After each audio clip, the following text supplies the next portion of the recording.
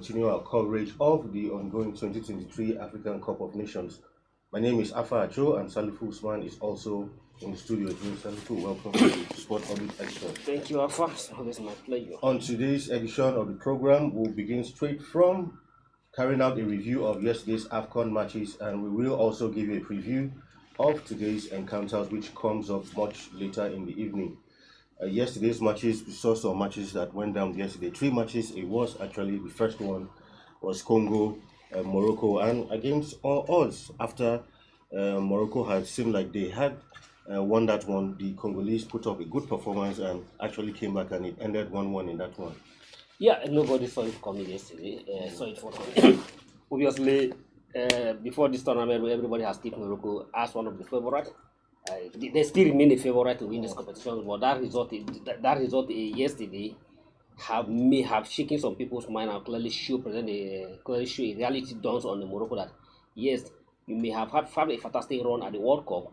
African football is entirely different from what you see, and one thing is that everybody has to know that the style of African football, yes, it's the same 11 versus 11. It's the same round red like game. It's the same thing, 100 special side of the pitch, 2 goal, same goal posts. But the rhythm of African game, the strength of African game is quite different from what you see in other. And I believe that yesterday, if Morocco having a mind that they are going to have a smooth run, that particular match yesterday have done a reality check on that they need to work more, because at the stage now, they need to get a result in the final match to be sure of their progression to the next round. And unlike Senegal, who appear to have a same movement so far, having the 100% record, scored 3 goals in 3 goals in their matches, have clearly it's a different story for Morocco now. But still, nothing spoils. They still obviously have their destiny in their own hand. But that is a surprise result for everybody yesterday. Of course, in the other one, it was Zambia against Tanzania, right? Yes. And of course, it was a 10-man Zambian team, and that also ended in a 1-1 draw. Yes, and I give kudos to Tanzania. For the first time, they would have recorded their first victory in Africa, first victory in AFCON yesterday.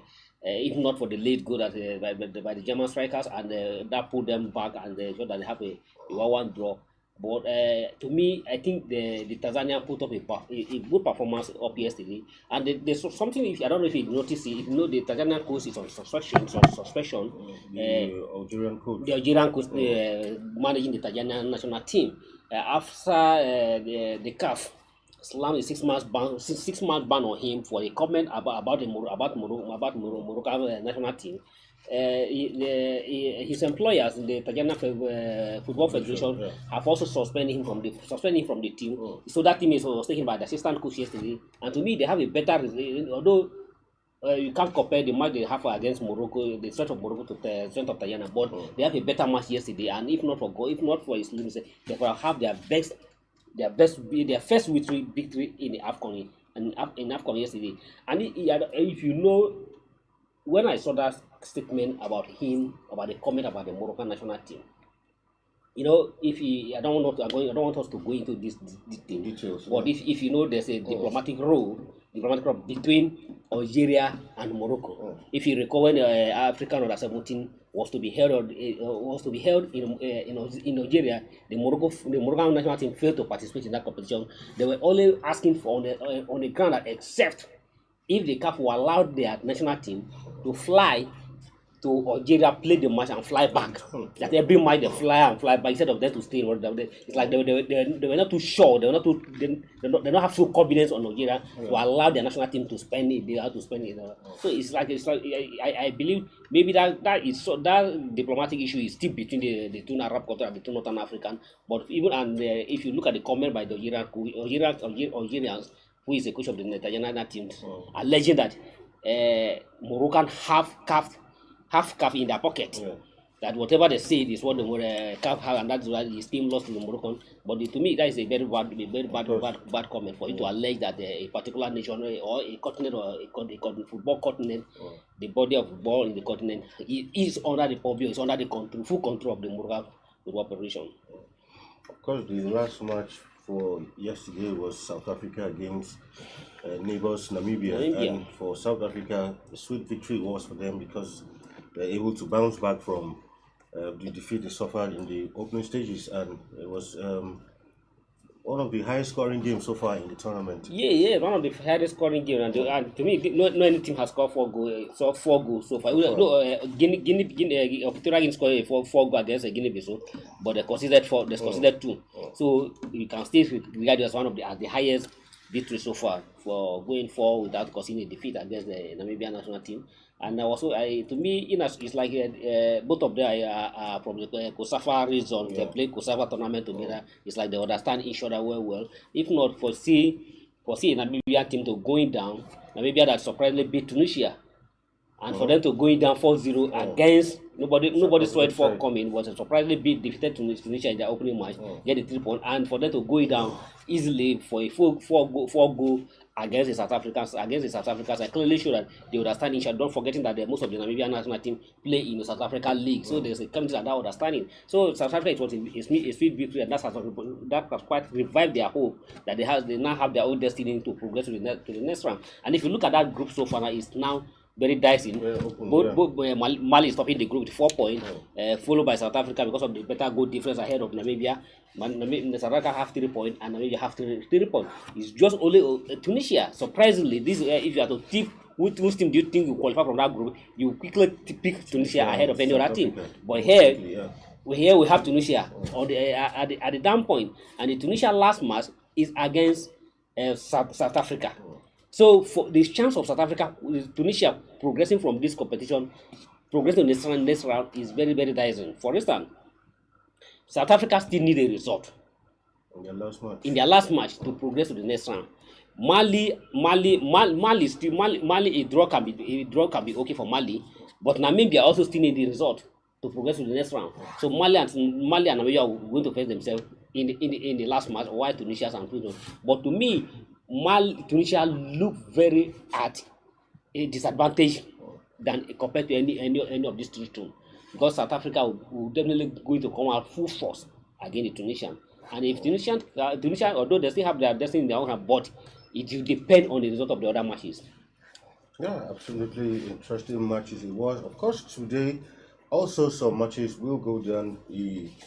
Of course, Super Eagles will be in action once again to play their final group game, and it will be against Guinea Bissau. Because that, of course, starting from that victory against Ivory Coast, the Super Eagles will be hoping to consolidate tonight against the Guinea Bissau team. But it's understood that Captain Truth Ekong may likely not feature today. Same for Zaid Sanusi. Recall that in that match he struggled through injury to complete that match. But Truth Ekong and Sanusi will certainly not be available. Do you think that should be a source of worry for the Super Eagles squad?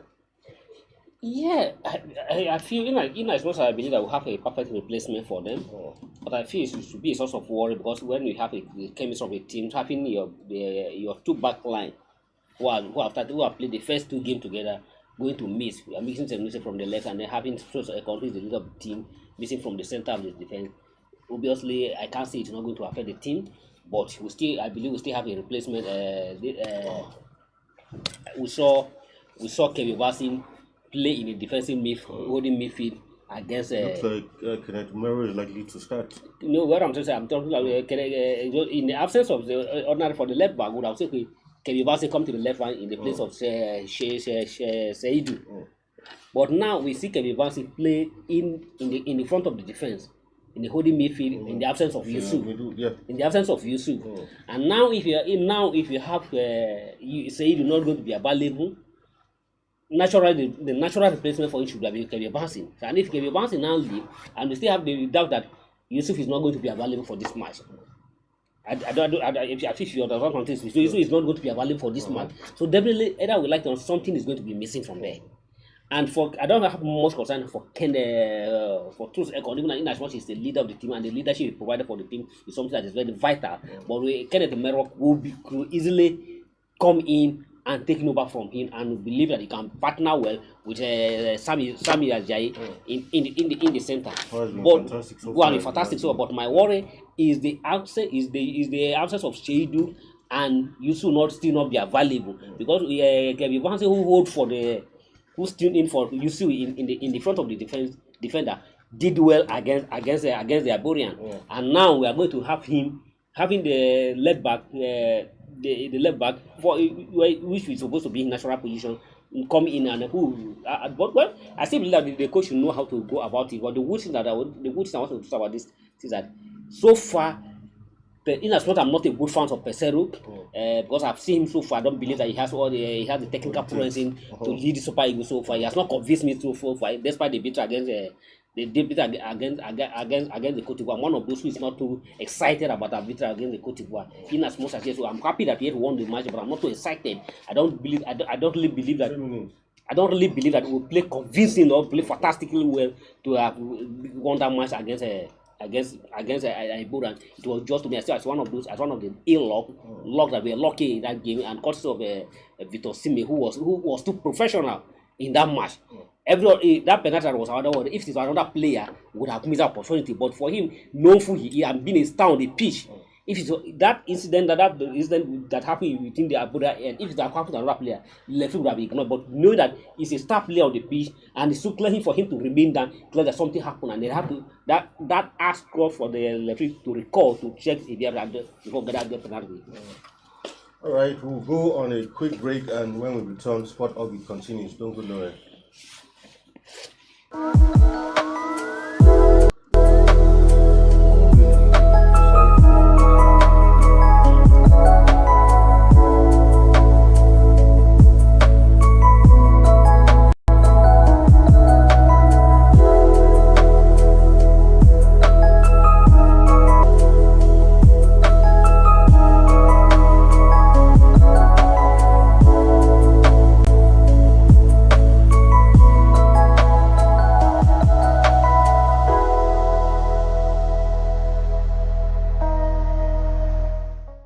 Be part of our brand.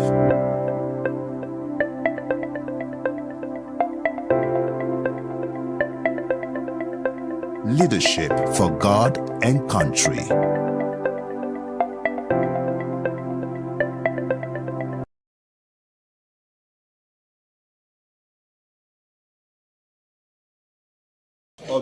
Before we went on that break, we were still talking about the Super Eagles versus Guinea Bissau match. Looking at Guinea Bissau, a lot of Nigerians believe that Super Eagles shouldn't have much of a problem overcoming the Guinea Bissau side, but some have expressed some worry. Recall that this same side has once defeated Super Eagles right here in Nigeria, so caution will still need to be applied ahead of that match. Yeah, I agree with you. In as much as poor as Peseiro is, despite not being too very fantastic and not too impressive about his duty as a job for Super Eagles so far, Nigerians are not too very impressed. But it's the only Guinea Bissau appear to be the only team that has defeated him in the competition in the competitive match so far. So they should have some confidence. So Guinea Bissau is the only team that have beat Peseiro Super Eagles so far in the competitive match. So it clearly shows that in as much as you may look at the size of the Guinea Bissau are less than 2 million people compared to Nigerians who are over 200 million. So the size of Guinea Bissau is not even up to the size of Kogi State. Or even so, I can confidently say that one local government in this country can boast a population that the entire Guinea Bissau have. But only if it's not, but it's not by size, and it's not by the size of the number, by the weight of the number of the population. It's 11 versus 11. So Guinea Bissau can be able to feed 11 players, and they did feed 11 players that came to Abuja National Stadium at their own background. At the home back home, we have defeated you 1-0, and as I said, that the only team that so far beat Super Eagles under the Peseiro so far. So there's a must consign, and Guinea Bissau, in as much as they are down completely in this competition, going through playing too much and suffer 2 defeats so far, they'll be more confident that yes, they have what it takes to beat Nigeria.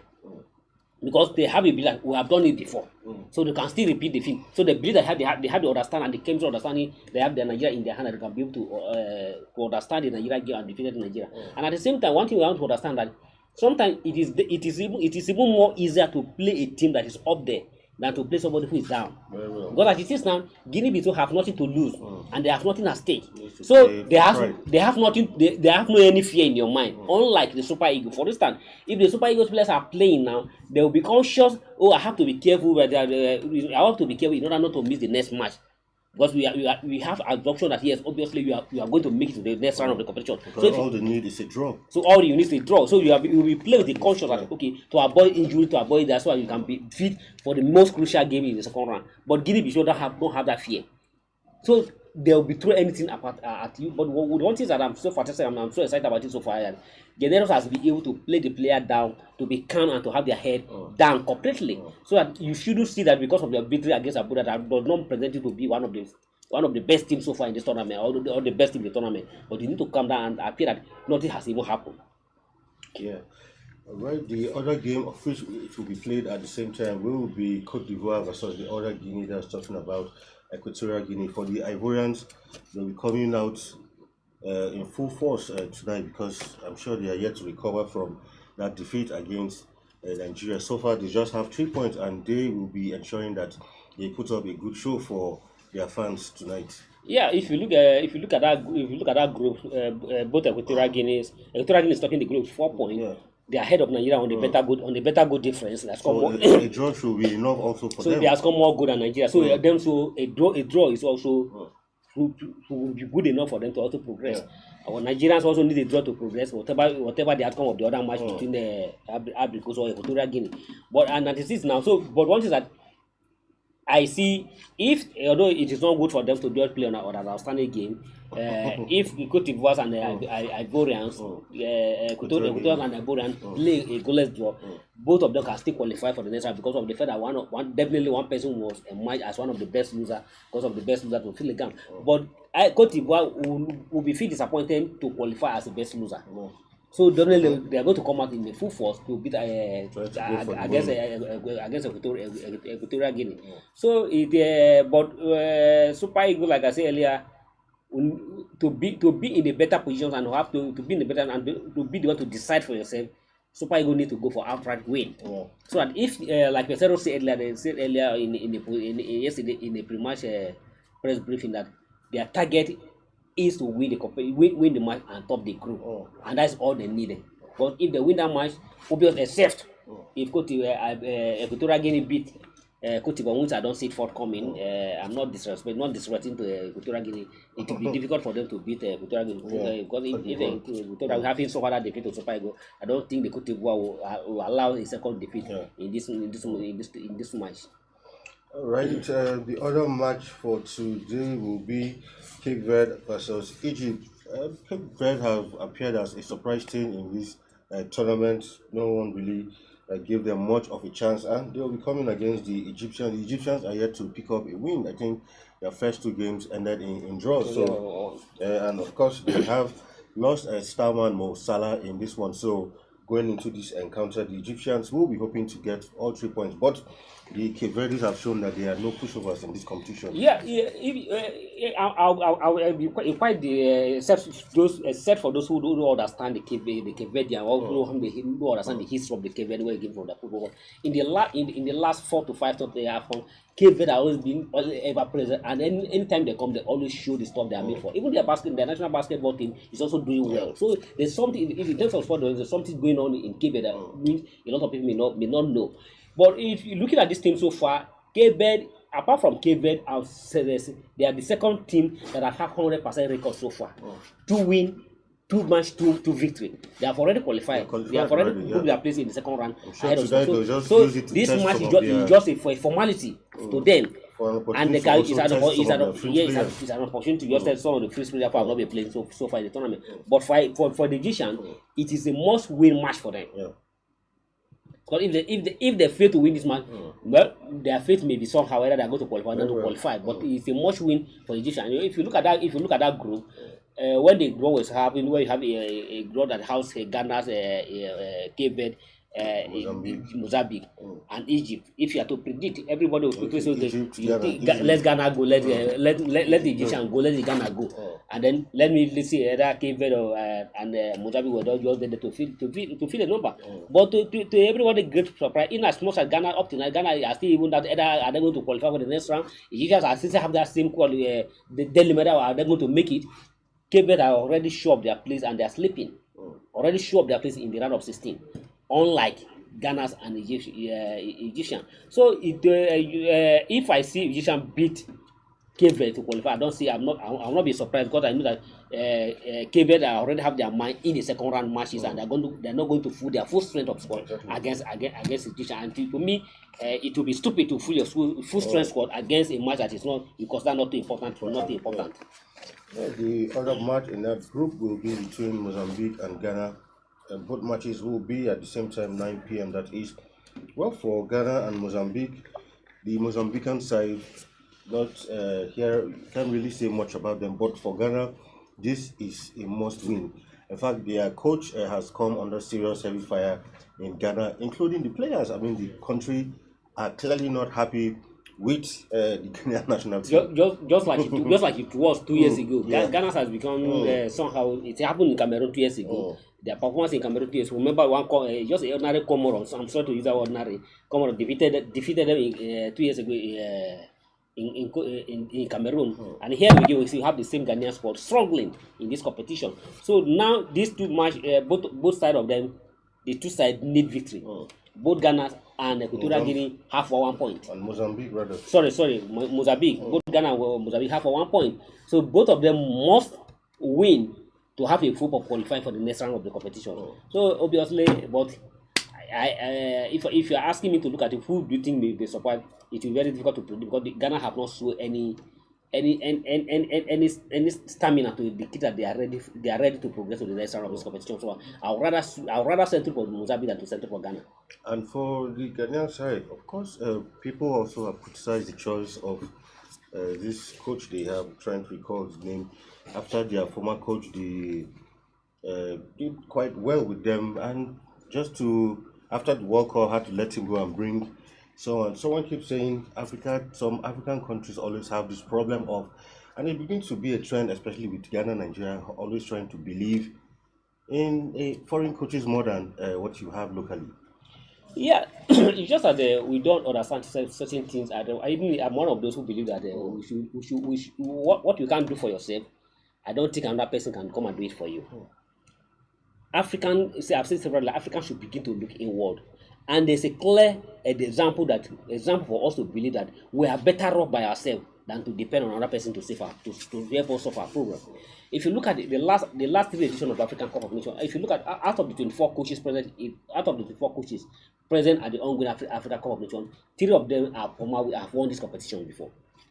The last 3 editions the last 3 winners of this competition, are currently in the AFCON. For instance, the South African coach, South African coach was the Cameroonian coach in 2017 when they won the competition in 2017. And the Algeria coach who won an Algerian who won the tournament in 2019 is still with Algeria. And the last winner, Sisi, from Senegal, is a local coach. What I'm trying to say, after these 3 winners, after the last 3 editions were won by an African coach. And if you look at in an African coach, and we also have an history that even an African coach, if you refer Sahata of Egypt, that won a straight from 2016 to 2010 back-to-back edition, were a local coach. We also have a blessed memory of Stephen Casey, when nobody gave me a chance, from nothing, from nowhere, went to South Africa and give us this victory. So it's better for an African to look inward. And if you look at it so far, the performance of the team so far in the AFCON, what have the foreign coach do so special compared to those that have went to the African team? Even some minor team that have went to their indigenous coach, for instance, the Namibian coach is managed by the local team, by an African coach. In as much as despite their defeat to South Africa, I don't think they have disappointed so far. For Namibia from nowhere to surprisingly beat Tunisia in the opening match, clearly show that the African team, African coach has what it takes to give all the best. Instead of us to always rely on this the job men from Europe to come to Africa to come and look for job. If those possible, if they were better, if they were good, no any foreigner, no any Europe will allow them to come to Africa. But because they can't find a club, they can't even find a division E or a fourth division club in their country. That's why they're coming to Africa. Everywhere they feel that there's no more. They will always believe that once you are with a white skin, you have the best brain. Right. Yeah. Also, another developing issue of yesterday, the Egyptian FA came out with a statement that following that injury to Salah, he had been flown back to England for further analysis. But some fans are beginning to raise eyebrows that is he faking an injury, because they were surprised at the quick, sending him back. But from the report we heard was that he is going to likely miss 3 matches. That's if Egypt are able to progress. But we don't know how true that statement is. And of course, without him yesterday, Liverpool were in action and they actually put up a good performance. So clearly, Liverpool, they are never missing him. But there's certain things that Africa need to understand by themselves, and we always see ourselves as inferior to the European, and it shouldn't be short. If I have your players and your players have issues, why? It clearly shows that an admission that we are an admission on our part that we are not capable. If you have a player or a player is on the national team and he has issue, why can't you manage the situation by yourself? You have your team doctors. You have your team, and if it happened that he can, why not fly him to Egypt for a better doctor to attend to him in the hospital environment that he can be treated for and then deliver to the tournament. The same thing happened to our own Sadiq Omar. Just a module strain, and the team doctors in the camp couldn't diagnose it, only to say that okay, he will be out of the tournament. He will not be able to recover for the whole throughout the duration of the tournament. Only to see him after just staying on the plane from Cote d'Ivoire to Spain, and he get healed, and he was out of play for his team. In less than 2 days. Yeah. So we African we always look ourselves as inferior to others, and we always because you hardly hear of a European player on international duty and has something and his club will request for him. No. You don't see that. That is a good example. Even South Africa, you don't go hear that the players on the national team and a club request for him. But it's only in Africa, want to an national team, and at the same time, on our part, not ready to take responsibility. Exactly. Not ready to take responsibility, and once you are national team, you begin to call the club where your player has injured. So you just release him so that you can manage him. It's quite disappointing and it's quite disgusting, and that is why sometimes when you request for these players for them to come and play for you, those clubs are reluctant to release them to you, because when it happens, you return them back injured to them without even taking the responsibility of their responsibility. Alright, that's that. Just so we have interesting matches coming up beginning from 6 p.m. It will be Nigeria up against Guinea Bissau, while Equatorial Guinea will be in action against host Ivory Coast. Comes up 6 p.m. while at 9 p.m. it will be Cape Verde versus Egypt, while Mozambique takes on Ghana. This match will come up at 9 p.m. on Sport Orbit. We will keep an eye on that, and tomorrow we'll give you a review and preview of more matches in the AFCON. Well, that's our package on today's edition of the program. We'll be back tomorrow with another exciting edition. Do join us once again. Salifu, thank you for being in the studio once again. Thank you, Alpha. Until we come your way tomorrow, do have a wonderful time. My name is Alpha Acho, and it's bye for now. Thank you for watching. For sponsorship and advert placements, please contact 080-3688-6158. Last Word Leadership Podcast Studio. You have the last word.